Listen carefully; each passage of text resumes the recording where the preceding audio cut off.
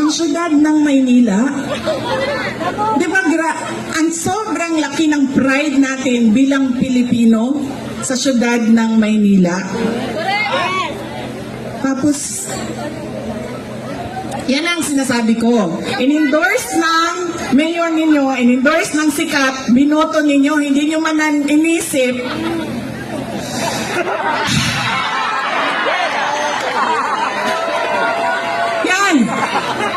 Yan ang sinasabi ko sa inyo. Kasi, ang ugali natin, in-endorse ng sikat, sikat ang apelido, kinabuto ko na ito.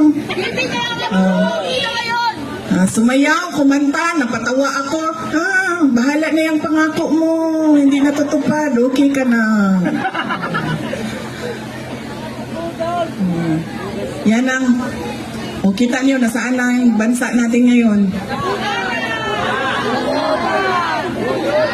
Nasa kangkungan na tayo.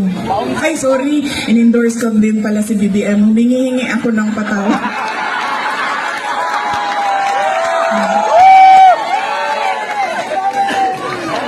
Humingi ako ng patawad sa inyong lahat. Ma'am, tinatanggap ko po ang sorry mo at pinatakbo mo akong Vice President. Okay lang, ma'am.